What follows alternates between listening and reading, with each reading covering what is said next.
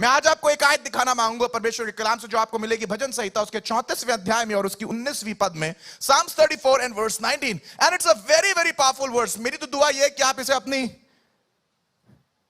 Wallpaper की तरह इस्तेमाल करें इस वर्स को। मेरी दुआ यह है कि आप इसे अपने कंप्यूटर पर लिख लें। मेरी दुआ यह है कि आप अपने फोन की टैबलेट पे से लगा लें। अगर आप डरते हैं, आप घबराते हैं, आप परेशानियों से, दिक्कतों से परेशान हो जाते हैं, तो मेरी दुआ यह है कि ये टॉपिक जो आज मैं आपके साथ बांट रहा हूं, ये आपके लिए इतना इंपॉर्टेंट बन जाए कि आप इसे अपने फोन पे लगा लें। अगर मुझे कोई देख रहा है जो इन चीजों से परेशान हो जाता है, पता नहीं मेरे परिवार का क्या होगा, मेरे घर का क्या होगा, इतनी परेशानी आ रही है, इतनी दिक्कत आ रही है, मेरी दुआ यह है कि आज आप इस मैसेज को सुनने के बाद इस कलाम को अपने दिल में ऐसा नक्श कर ले कि शैतान जितनी बार अटैक करने के लिए आए तो बोले बेकार है यार, इससे उलझना ही बेकार है। आप वो शैतान आपको देख के बोलने लगे बेकार, इसके पास जाना ही बेकार, टाइम वेस्टेज है। क्यों? ये खुदा पे इतना ईमान रखता है। आज का मैसेज आपके ईमान को उठा के खड़ा करेगा। And you will be able to see that God is more powerful than devil.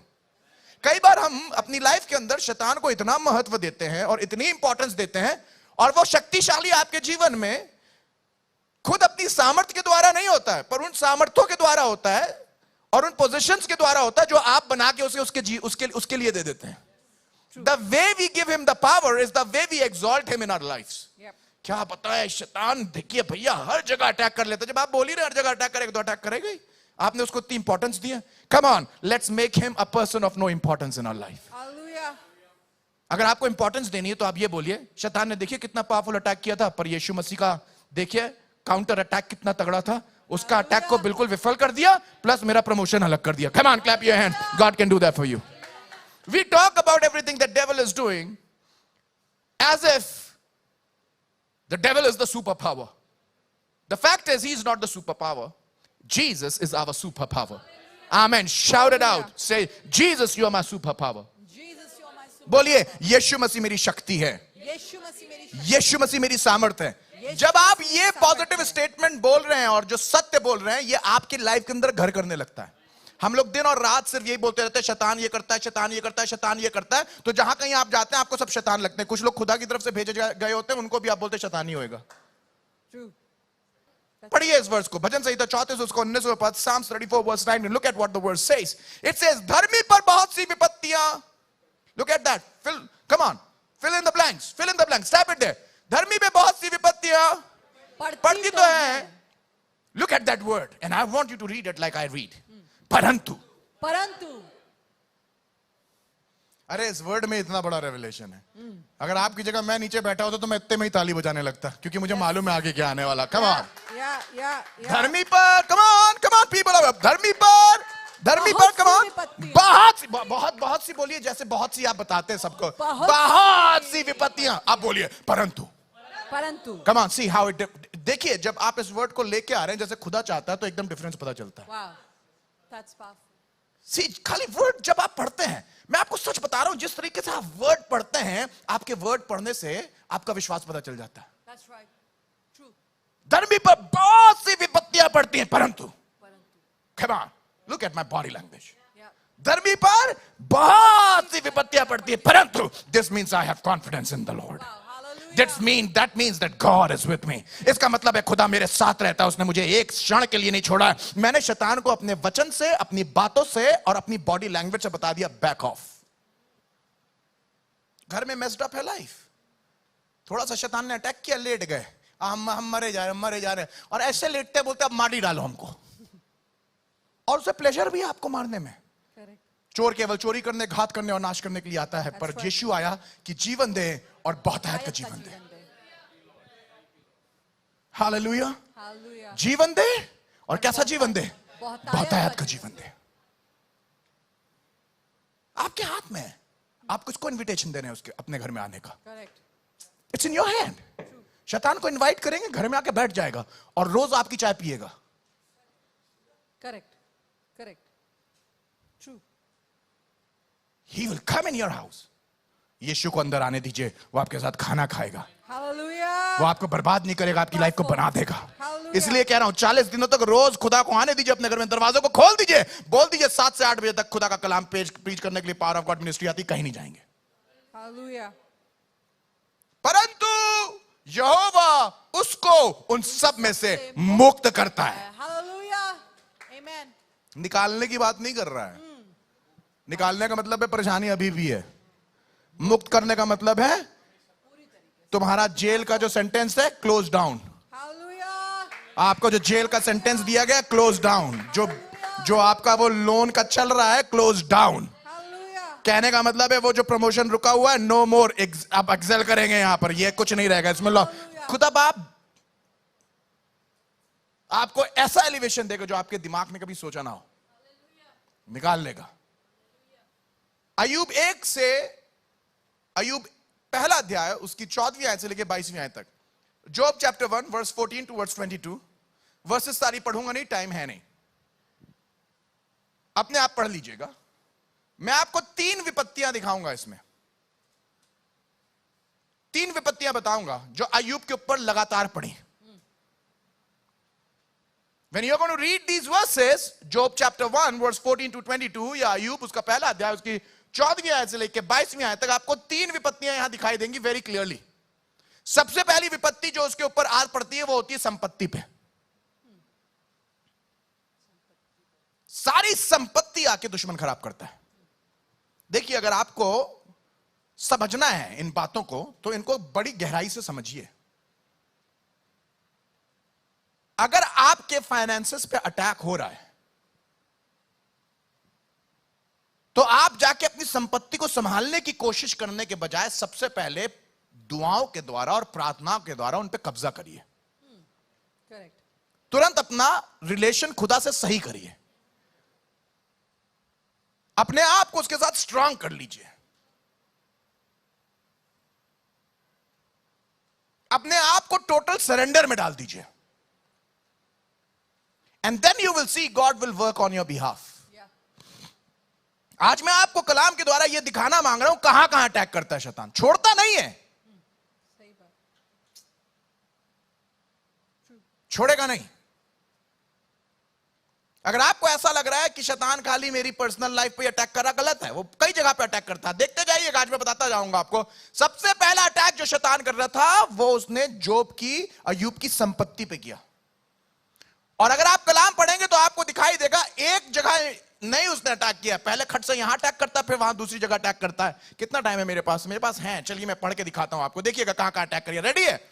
तब एक दूत अय्यूब के पास आकर कहने लगा, हम तो बैलों से हल जोत रहे थे और गधियां उनके पास चल रही थी कि शबा के लोग धावा करके उनको ले गए और तलवार से तेरे सेवकों को मार डाला, और मैं ही अकेला बचकर सुसमाचार देने के लिए आया हूं। खेत में काम हो रहा था, वहां पर लोग काम कर रहे थे। सुनिए क्या क्या कर दिया। आया दूत आए और आके खेतों को नाश कर दिया, बैल बकरियों को ले गए और उसके नौकरों को मार डाला। फिर देखिए क्या, अभी सुन ही रहा है न्यूज, अभी सुन ही रहा, 16वीं आयत में पढ़िए। वह अभी यह कह ही रहा था कि दूसरा भी आकर कहने लगा कि परमेश्वर की आग आकाश से गिरी और उससे भेड़ बकरियों, और क्या कह रहा था, परमेश्वर की आग, परमेश्वर आग गिरा रहा था। यह शैतान का चाल है।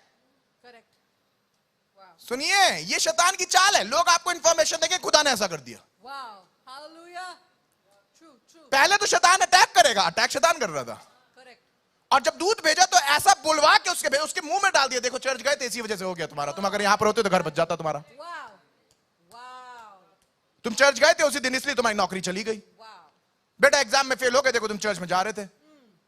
आपको मालूम नहीं है जब शैतान अटैक करने पे आता है तो खाली अटैक नहीं करता है, वो आपको इमोशनली भी अटैक करेगा, फिजिकली भी अटैक करेगा, और लोगों को ऐसा समझवा देगा कि वो इसी कारण से हो रहा है क्योंकि खुदा तुम्हारे साथ नहीं है। उस खुदा की इबादत छोड़ दो। आगे कह रहा है परमेश्वर की ओर से आग आई थी, इसे कैसे मालूम है? मानो शैतान की जगह मालूम इसे इसलिए क्योंकि यही गया था। नहीं समझे? शैतान नहीं गया था मिलने के लिए, उसी का एक दूत है, ये घुस गया इस नौकर के अंदर और बोल रहा कि परमेश्वर की ओर से आग आई है। शैतान इस्तेमाल कर लेता है लोगों के दिमागों को, घुस जाएगा उनके दिमाग में, आपके दिल में परमेश्वर के नाम को पल्यूट करने के लिए, आपका कॉन्फिडेंस परमेश्वर से निकालने के लिए, हटाने के लिए। कम ऑन, कितने लोग हैं जो कहेंगे हम अपने कॉन्फिडेंस को अपने परमेश्वर से हटने नहीं देंगे? कम ऑन, जब लोग आपके आके कहें देखो तुम चर्च जाने लगे हो गया, देखो तुमने ये किया इसलिए हो गया, देखो तुमने ये किया। कितने लोगों ने ये वाली बात महसूस करी है कि लोग आपको सिर्फ इसलिए बोलेंगे ये वाली आप चर्च आ रहे हैं, जाइए जाइए, आपके पास तो कोई काम नहीं, करिए करिए, इसीलिए तो परेशानी में। ये बोल इसलिए रहे हैं आपको क्योंकि आत्मिक रेल्म्स में या आत्मिक मियारों में खुदा आपके लिए कुछ चीजों को शिफ्ट कर रहा है। कम ऑन से शिफ्ट। हालेलुया। खुदा कुछ चीजों को मूव कर रहा है आपकी पर्सनल लाइफ में, आपकी घर की लाइफ में, आपके एवरीथिंग गॉड इज डूइंग। और शैतान इस समय परेशान है। हालेलुया। वह भी यह कह ही रहा था कि और भी आकर कहने लगे कि कसदी लोग 3 गोल बांधकर ऊंटों पर धावा करके उन्हें ले गए और तलवार से तेरे सेवकों को मार डाला और मैं ही अकेला बचकर आया हूं, सुसमाचार देने को आया हूं। 3 जगह अटैक हो गया। वह भी यह कह ही रहा था, लीजिए एक और जगह से आ गया और कहने लगा तेरे बेटी भेड़ भाई के घर में, बड़े भाई के घर में खाते और दाख मधु पीते थे कि जंगल की ओर से बड़ी प्रचंड वाली चली और घर के चारों कोनों को ऐसा झोंका मारा कि वह जवानों पर गिर पड़ा और वे मर गए और मैं अकेला ही बचकर तुझे सुसमाचार देने को आया हूं। अटैक के ऊपर अटैक। कहां का अटैक हुआ? पहला अटैक हुआ संपत्ति पर। दूसरा अटैक कहां हुआ? नौकरों के जीवन पर, यानी कि काम के स्थान पर। पहला अटैक कहां पर हुआ? आपकी संपत्ति पर। दूसरा अटैक कहां पर हुआ? नौकरों पर, यानी कि काम के स्थानों पर हुआ, वहां पर विपत्ति आई। तीसरा अटैक कहां हुआ? बच्चों के जीवन पर। विपत्ति कहां पर आई? परिवार पर। 3 जगह कंप्लीट हुई। कहां कहां विपत्ति आई? पहली बताइए जल्दी से। पहली विपत्ति। दूसरी विपत्ति कहां पर आई? नौकरों पे, यानी कि काम पर। तीसरी विपत्ति कहां आई? अगर आपके काम पे विपत्ति आ रही है, आपके नौकरों पे विपत्ति आ रही है, आपके बच्चों के ऊपर विपत्ति आ रही है, आपके पैसों के ऊपर विपत्ति आ रही है, मैं आपको बताना मांगता हूं खुदावंद में क्षमता है कि आपको उन सब विपत्तियों से बाहर निकाल ले। आएंगी जरूर। कलाम ये नहीं कह रहा विपत्तियां नहीं आएंगी, कह रहा आती तो हैं। भाई डिफरेंस कैसे पता चलेगा आप में और उनमें? डिफरेंस कैसे पता चलेगा? तभी तो आप जाके खड़े हो पाएंगे, बोलेंगे मेरे साथ खुदा है, मेरे साथ मेरा यहोवा परमेश्वर है, मेरे लिए इसीलिए लाल समुद्र 2 भाग हो जाता है, इसीलिए मेरे लिए यरीहो की दीवार गिर जाती है, कमा इसीलिए नाजर कब्र से बाहर निकल जाता है, इसीलिए वो प्रिजन की दीवारें हिल जाती हैं, जंजीरें टूट जाती हैं और हम आजाद हो जाते हैं। There is a difference. कलाम कह रहा है धर्मी पर बहुत सी विपत्तियां आती तो है, परंतु कौन सी विपत्ति है जिसमें आप फंसे? जितनी भी आई हैं खुदा सब में निकाल लेगा। Hallelujah. Look at this one, Ayyub उसका दूसरा अध्याय 7वीं आयत से लेकर 10वीं आयत तक। जोब चैप्टर 2 वर्स 7 to 10। तब शैतान यहोवा के सामने से निकला और अय्यूब को पांव के तलवे से लेकर सिर की चोटी तक बड़े बड़े फोड़ों से पीड़ित किया। तब अय्यूब खुजलाने के लिए एक ठिकरा लेकर राख पर बैठ गया। तब उसकी स्त्री उससे कहने लगी, क्या तू अब भी खराई पर बना है? परमेश्वर की निंदा कर और चाहे मर जाए तो मर जा। अमेजिंग वाइफ, जिसको मिल जाए धन्य हो जाए। उसने उससे कहा, तू एक मूढ़ स्त्री की सी बातें करती है। क्या हम जो परमेश्वर के हाथ से सुख लेते हैं दुख ना लें? इन सब बातों में भी अय्यूब ने अपने मुंह से कोई पाप नहीं किया। 2 विपत्तियां इस पैसेज में मिल गई आपको। शरीर पर विपत्ति, शादी में विपत्ति। कहां कहां विपत्तियां आ गई बताइए? 5 जगहें कंप्लीट कर दी। 5 विपत्तियां कंप्लीट कर दी। पहली विपत्ति कहां पर आई? पैसे पे। सबसे पहली विपत्ति कहां पर आई? संपत्ति पे आई। दूसरी विपत्ति कहां पर आई? काम पर आई। तीसरी विपत्ति कहां पर आई? परिवार पर। देखिए क्या, पैसा, हाँ पैसा हो गया, पैसा दुकान मकान, ऐसे समझ लीजिए। पैसा दुकान मकान। पैसे पे संपत्ति आ गई, नौकरी पे संपत्ति आ गई, घर पे संपत्ति आ गई। वहां तक लिमिटेड नहीं रहा, शरीर पे संपत्ति आ गई।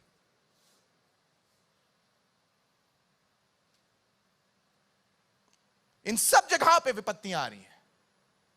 काम पे विपत्ति, शरीर में विपत्ति, घर में विपत्ति, शादी में विपत्ति। ये कौन भेज रहा है? सब शैतान भेज रहा है। I want to tell you, जब एक के बाद एक विपत्तियां आपके ऊपर भेजता जा रहा है शैतान, आप डर मत जाइए, आप घबरा मत जाइए, पर take authority in the God's word. Authority लीजिए परमेश्वर के कलाम के द्वारा। कलाम को बोलना स्टार्ट करिए, खड़े हो जाइए, अय्यूब की तरह बातें करिए, बेकार की बातें मत करो। ये सब चीजें हो रही हैं तो इसका मतलब क्या खुदा हमसे प्यार नहीं करता है? उसके हाथ से खाली अच्छी बातें लें, खराब बातें ना लें। See you need to stand up for your God at times. कई बार आपको अपने खुदा के लिए खड़ा होना पड़ता है, कई बार आपको अपने फेथ के लिए खड़ा होना पड़ता है। पहली विपत्ति जब इसके ऊपर पड़ी तो एक के बाद एक 3 विपत्तियां आई कि नहीं आई? कौन कौन सी जगहों पर आई थी फिर से बताइए। सबसे पहली कहां पर आई थी विपत्ति? संपत्ति पे पहली विपत्ति आई। दूसरी विपत्ति कहां पर आ गई थी? कहां पर आ गई? तीसरी विपत्ति कहां पर आई? परिवार पर। अय्यूब ने क्या किया था उस टाइम? पढ़ाया नहीं है इसलिए आपको याद नहीं होगा, पर बता देता हूं मैं। सुनिए सुनिए, चैप्टर 1 में जाइए please. Give me chapter 1 there. Chapter 1, look at this. और उसकी 20th वर्स से पढ़िए। देखिए पहले जब 3 विपत्तियां आई, I want you to look at the response every time जब विपत्ति आई। क्योंकि अगर मैं खाली विपत्ति के बारे में बोलूंगा और अय्यूब के रिस्पांस के बारे में बोलूंगा, तभी आप समझ पाएंगे क्यों खुदा ने जो रिस्पांस दिया था वो इतना तगड़ा था। समझ में आया? शैतान का अपना रिस्पांस है, अय्यूब का अपना रिस्पांस है, फिर जब खुदा अपना रिस्पांस देगा वो सबसे तगड़ा रिस्पांस है। जब विपत्तियां आई तो आप जैसे रिस्पॉन्ड कर रहे हैं, बेस्ड ऑन दैट आपका रिजल्ट निकलेगा। देखिएगा इनका रिस्पांस, देखिए 20वीं आयत से, जोब चैप्टर 1 वर्स 20, 21, 22। तब अय्यूब उठा और भागा पड़ा, सिर मुड़ाकर भूमि पर गिरा और दंडवत करके कहा। दैट मीन्स ये जो सब काम किया, कपड़ा फाड़ना, सर मुड़ाना, ये सब दिखाता रिपेंटेंस, ये सब दिखाता शोक को। रिपेंट करने लगा, शोक से भर गया, और दंडवत दिखाता है अपने आप को सबमिट करना। अय्यूब को मालूम ही नहीं था क्या हुआ मेरे साथ और क्यों हुआ, पर उसे यह जरूर मालूम था कि अगर इन सब चीजों से जीतना है, ये 3 काम कर लूं, सर मुड़ा लूं, बागा फाड़ लूं और उसको दंडवत करने लगूं। Total surrender. यही चीज निन्वे के टाइम में नहीं हुई थी। उन लोग ने क्या किया था? उन लोग ने भी अपने बागों को अच्छे कपड़े ही नहीं पहने, सबके सब ऐश में बैठ गए थे, राख में बैठ गए थे, सिर्फ इसलिए बैठ गए थे कि खुदा के सामने अपने आप को दीन करे। सुनिए, जब एक के बाद एक विपत्ति आने लगे, क्वेश्चन मत करने लगी खुदा से, गलत बातें ना बोलने लगी, पर अपनी टोटल सरेंडर को दिखाइए। पहली जब विपत्ति आई, जब इसने अपने बच्चे को खो दिया, बच्चा खोने के बाद कोई सरेंडर नहीं करना मांगता है, पर इसने अपना टोटल सरेंडर को दिखाया और परमेश्वर को इज्जत दी। और पता क्या कहने लगा? मैं अपनी मां के पेट से नंगा निकला और वहीं नंगा लौट जाऊंगा। क्या कहने का मतलब है? क्या कहने का मतलब है? कहने का मतलब यह है कि मेरे पास कुछ नहीं था जब मैं आया था, और जो कुछ था वो उसका दिया हुआ था। फिर देखिए आगे सेंटेंस, यहोवा ने दिया, यहोवा ने लिया। सुनिए, यहोवा का नाम धन्य है। Thanks giving, total repentance, total surrender and total thanks giving. सुनिए आगे क्या लिखा। इन सब बातों में अय्यूब ने ना तो पाप किया और ना परमेश्वर पर मूर्खता से दोष लगाया। कोई बड़बड़ाहट नहीं। Total thankfulness, total repentance, total submission, और एक भी जगह बड़बड़ाहट नहीं। इसीलिए तो खुदा ने उसे इतना उठाया। हमारे ऊपर थोड़ी सी प्रॉब्लम आए, उसके बाद आप देखिए तेवर, देखिए जो बातें हमारे मुंह से निकलती हैं, इंसान तो क्या खुदा को भेद दे। दूसरी बार देखिए क्या किया अय्यूब ने। दूसरी बार अपनी पत्नी से क्या कहा उसने? दूसरी बार जब 2 विपत्तियां आई, शरीर पूरा भर गया फोड़ों से, पत्नी बोलने लगी मर जा तो मर जा। कहने लगा कैसी मूढ़ स्त्रियों की सी बात करती हो, परमेश्वर के हाथ से सिर्फ अच्छा ही लें, खराब ना लें। और फिर से उसने फिर से देखिए, एक बार आप थोड़ा धर्मी बन सकते हैं, बार बार धर्मी नहीं बन सकते हैं।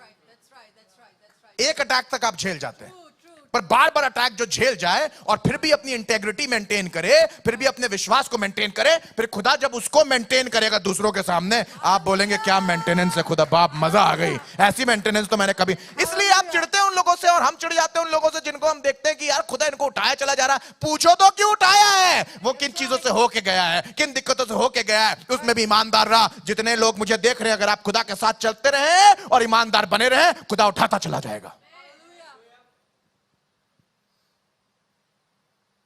यहां खत्म नहीं हुआ। अय्यूब 4 उसका 3 से 8 पढ़ते हैं। यहां पर भी देख लीजिए कहां कहां अटैक हो गया, जल्दी से बताइए। संपत्ति पर अटैक हुआ, काम पे अटैक हुआ, तीसरा परिवार पे अटैक हुआ, चौथा शरीर पे अटैक हुआ 5वां, और ये छठा वाला भी सुन लीजिए। तैयार है? अय्यूब 4 उसका 3 से 8, जोब चैप्टर 4 वर्स 3 to 8। सुन, तूने बहुतों को शिक्षा दी है। ये दोस्त बात कर रहे हैं।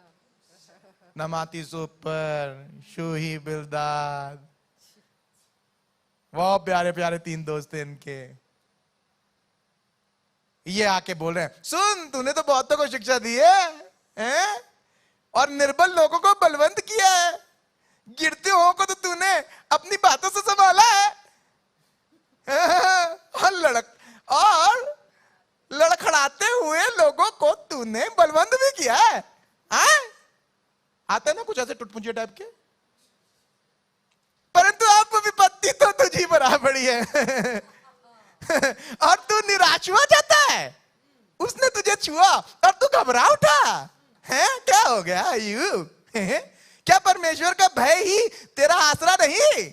और क्या तेरी चाल चलन जो खरी है तेरी आशा नहीं? अगर आप मुझे पहली बार देख रहे होंगे, आप बोलेंगे मैं पागल जैसा यहाँ क्यों लग रहा हूं? पागल नहीं लग रहा हूं, मैं पढ़ के बता रहा हूं जो पागलों जैसा बिहेव कर रहे थे अय्यूब के सामने। दोस्त ऐसे ही बात करते हैं। क्या तुम चर्च रोज नहीं जाते थे? 40 दिन में तुम तो वहीं पर ही दिखाई दिए थे। खूब जूते रगड़वा लिए अपने वहां पर जाके। क्या मिला वर्शिप करके? लल्ला गिटार बजा रहे थे और तुम कीबोर्ड बजा रहे थे। वहां क्या मिला? लड्डू मिले थे क्या?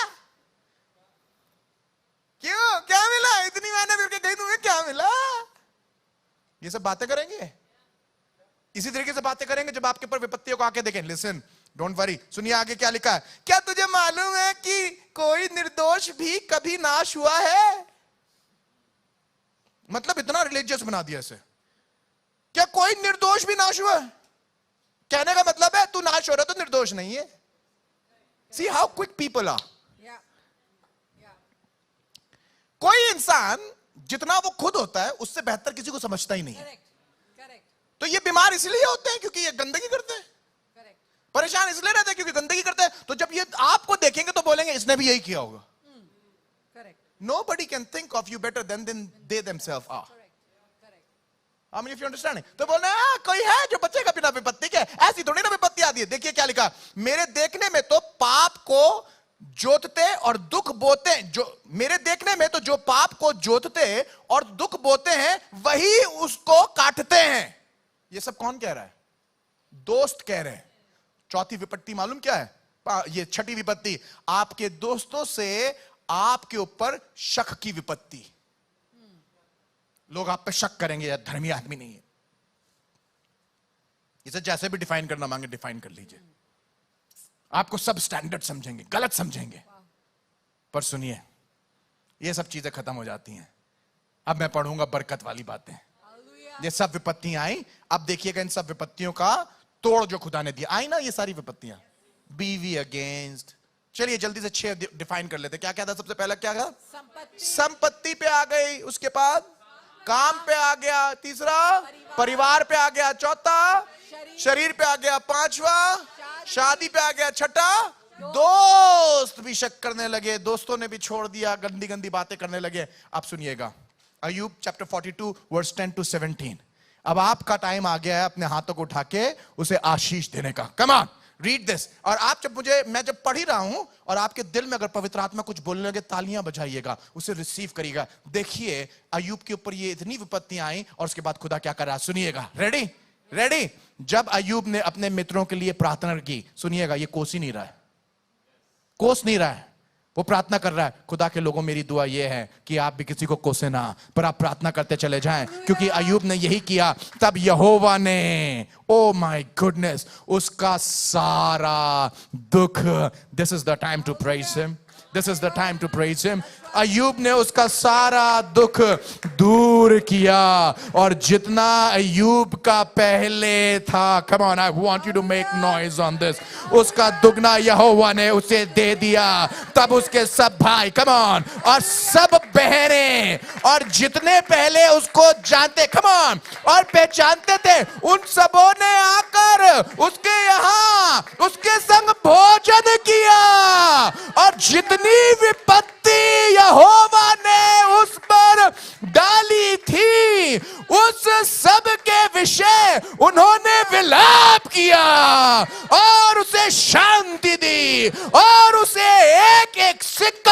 और सोने की एक एक बाली दी, और यहोवा ने अय्यूब के पिछले दिनों में से उसको अगले दिनों से अधिक आशीष दी, और उसके 14,000 भेड़ बकरियां, 6,000 ऊंट, कमान कमान, और 1,000 जोड़े बैल और 1,000 गधियां हो गई, और उसके 7 बेटे और 3 बेटियां भी उत्पन्न हुई। इनमें से उसने जेठी बेटी का नाम तो यमीमा, दूसरी का खिसिया और तीसरी का केरन हपूक रखा, और उसके सारे देश में ऐसी स्त्रियां कहीं ना थी जो अय्यूब की बेटियों के समान सुंदर हो। कमान। और उनके पिता ने उनको उनके भाइयों के संग ही संपत्ति दी। इसके बाद अय्यूब 140 वर्ष, ये तो सोच रहे थे मर जाएगा, पर उसके बाद, कैन आई टेल यू, इन सब बातों के बाद, this is a moment to praise him. You're thinking it's a moment to praise. You're thinking it's a moment to praise. Come on, भाभी, it's a moment to praise. इसके बाद सारा message ही है। इसके बाद I want to tell you, आप जहां पर भी हो, इसके बाद, come on, come on, come on, come on, इसके बाद, हाँ मेरी नाम धराई हो रही है, पर इसके बाद, come on, मेरे परिवार में प्रॉब्लम है, पर इसके बाद, मेरे पैसे की कमी है, पर इसके बाद, मेरे घर में टेंशन है, पर कम ऑन, इसके बाद अय्यूब 140 वर्ष जीवित रहा और 4 पीढ़ी तक अपना वंश देखने पाया। कम ऑन, निदान अय्यूब दीर्घ आयु होकर मर गया। पहला कुरिन्थियों उसका 10वां अध्याय और 13वां पद।